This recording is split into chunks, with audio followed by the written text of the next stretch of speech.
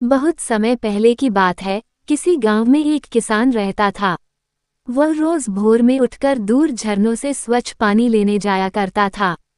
इस काम के लिए वह अपने साथ 2 बड़े घड़े ले जाता था, जिन्हें वो डंडे में बांधकर अपने कंधे पर दोनों ओर लटका लेता था। उनमें से एक घड़ा कहीं से फूटा हुआ था और दूसरा एकदम सही था।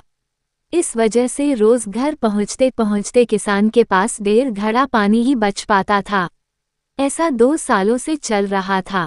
सही घड़े को इस बात का घमंड था कि वो पूरा का पूरा पानी घर पहुंचता है और उसके अंदर कोई कमी नहीं है। वहीं दूसरी तरफ फूटा घड़ा इस बात से शर्मिंदा रहता था कि वो आधा पानी ही घर तक पहुंचा पाता है और किसान की मेहनत बेकार चली जाती है। फूटा घड़ा ये सब सोचकर बहुत परेशान रहने लगा और एक दिन उससे रहा नहीं गया।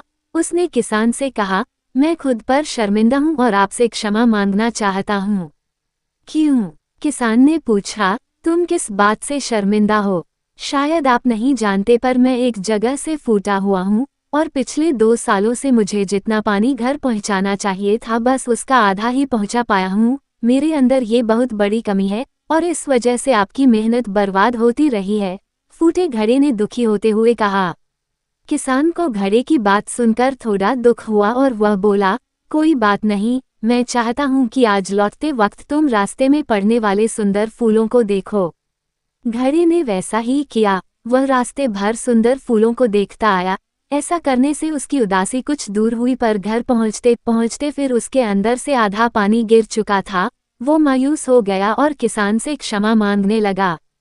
किसान बोला, शायद तुमने ध्यान नहीं दिया, पूरे रास्ते में जितने भी फूल थे वो बस तुम्हारी तरफ ही थे। सही घड़े की तरफ एक भी फूल नहीं था। ऐसा इसलिए क्योंकि मैं हमेशा से तुम्हारे अंदर की कमी को जानता था और मैंने उसका लाभ उठाया। मैंने तुम्हारे तरफ वाले रास्ते पर रंग बिरंगे फूलों के बीज बो दिए थे। तुम रोज थोड़ा थोड़ा करके उन्हें सींचते रहे और पूरे रास्ते को इतना खूबसूरत बना दिया। आज तुम्हारी वजह से ही मैं इन फूलों को भगवान को अर्पित कर पाता हूँ और अपना घर सुंदर बना पाता हूँ। तुम ही सोचो, अगर तुम जैसे हो वैसे नहीं होते तो भला क्या मैं ये सब कुछ कर पाता। दोस्तों, हम सभी के अंदर कोई ना कोई कमी होती है, पर यही कमियां हमें अनोखा बनाती हैं। उस किसान की तरह हमें भी हर किसी को वो जैसा है वैसे ही स्वीकारना चाहिए और उसकी अच्छाई की तरफ ध्यान देना चाहिए।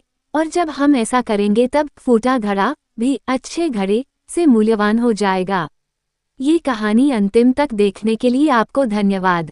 अगर यह कहानी आपको अच्छी लगी तो इस चैनल को लाइक, सब्सक्राइब एवं शेयर करें। यदि यह वीडियो फेसबुक पेज पर देख रहे हैं तो पेज को भी फॉलो करें। मिलते हैं ऐसे ही रोचकदार प्रेरणादायक कहानियों के साथ अगले वीडियो में।